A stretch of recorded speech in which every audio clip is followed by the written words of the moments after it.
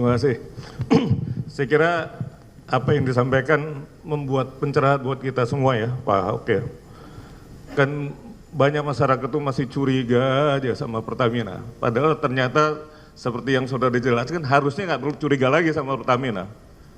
Dan semangat Anda tuh memperbaiki bangsa negara ini harusnya Anda tuh jadi presiden.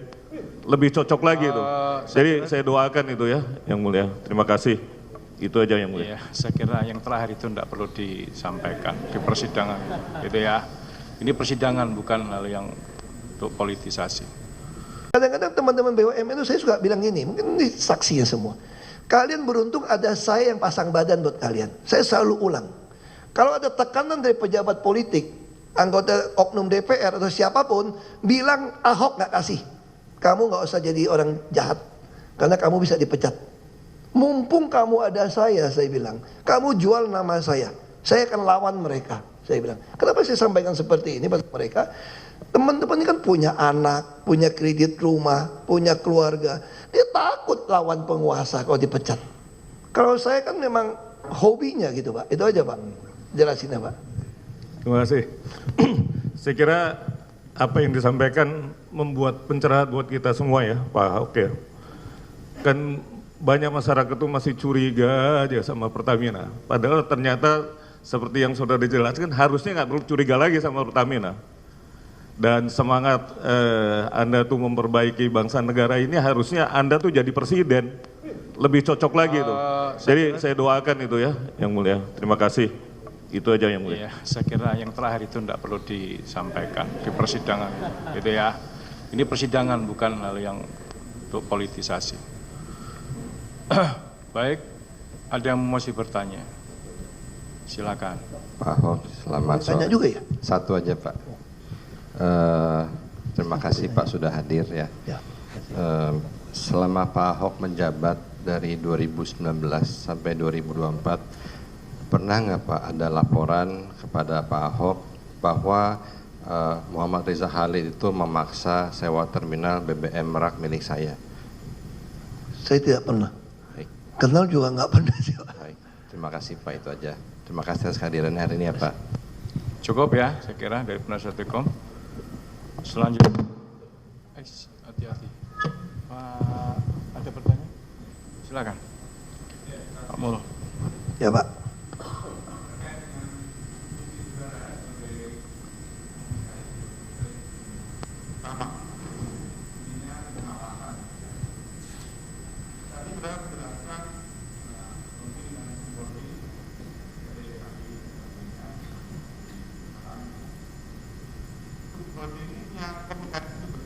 Iya Pak, punya Dewan Komisaris lengkap dengan komite juga Pak.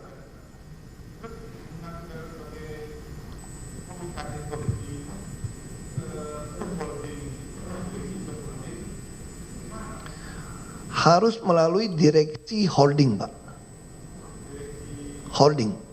Nah, karena kalau mau mengganti mereka, RUPS itu yang tanda tangan dirut holding Pertamina Pak.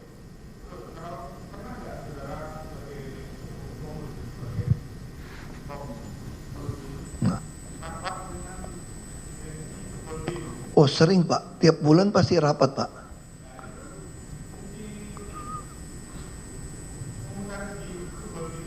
Karena kita mau sinkronisasikan, memonitoring rencana kerja anggaran perusahaan.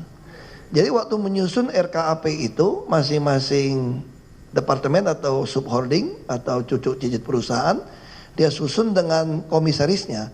Kami yang menjadi mengawasi karena kita pengen sinkron seluruh subholding.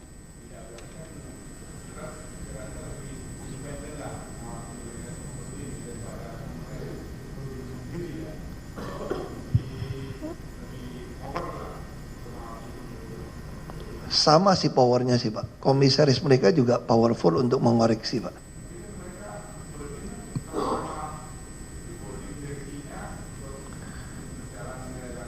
Ya, Kak.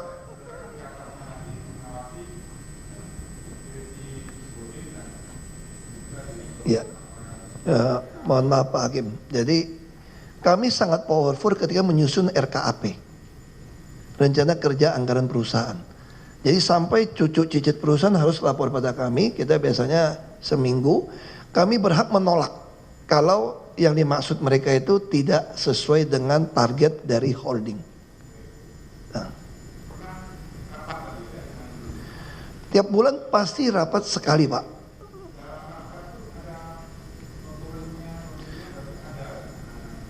Lengkap, Pak, sampai rekaman suara semua lengkap.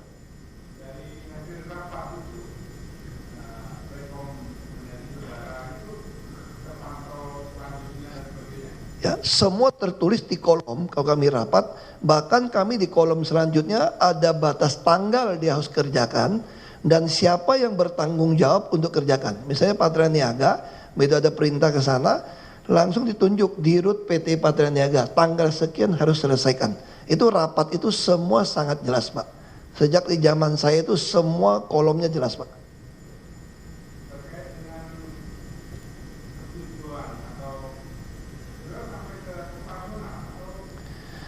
Saya memang kadang-kadang kalau dapat laporan, Pak, kita begitu membahas monitoring RKAP, pasti mau nggak mau begitu dia capai akan dia cerita operasional, Pak. Nah, dengan pengalaman saya di bisnis, pengalaman saya di politik, biasa kami memberikan saran kepada mereka bagaimana menyelesaikan masalah. Misal contoh, Pak, ya, ada masalah hulu soal pengeboran, masyarakat menolak. Ini alat sudah masuk. Kami lihat kenapa tidak sesuai RKAP. Harusnya mesin bor itu sudah dapatin, udah mulai produksi. Lalu mereka laporkan kepada kami, Pak, ternyata di lapangan itu ada masalah. Masyarakat klorin golok, klorin apa tidak mau. Direksi kadang-kadang nggak mau risiko, Pak. Ada dengan polisi. Nah, kami yang punya networking ini kami biasa bantuin, kasih tahu. Temuin siapa untuk bisa selesaikan kayak gitu, Pak.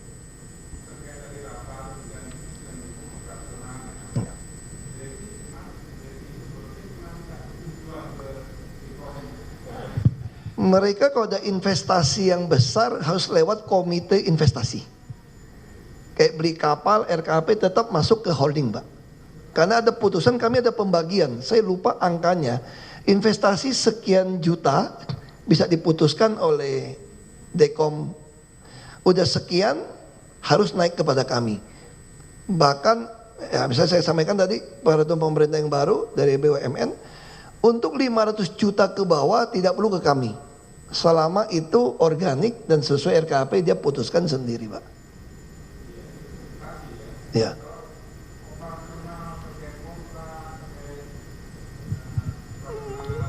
Kita tidak campurin urusan operasional sampai detail, Pak. Kecuali dia rugi, Pak, ya.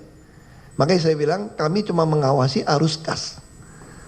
Setiap minggu, bahkan setiap hari ketika saya minta secara digital keuangan, saya mengawasi arus kas. Misal contoh, Pak, kami penghasilan hampir mungkin 80% rupiah. Kita beli dolar, Pak. Kan tadi dolar naik gimana? Kita mesti koordinasi sama BI. Belinya bagaimana? Sekaligus atau cicil atau satu tempat? Itu semua dimonitor oleh holding. Kita tidak pengen mereka taruh dolar terlalu banyak, dia deposita terlalu banyak, itu akan merusak sistem. Karena tugas saya ditugaskan Presiden waktu itu adalah mengamankan devisa, Pak, sebetulnya.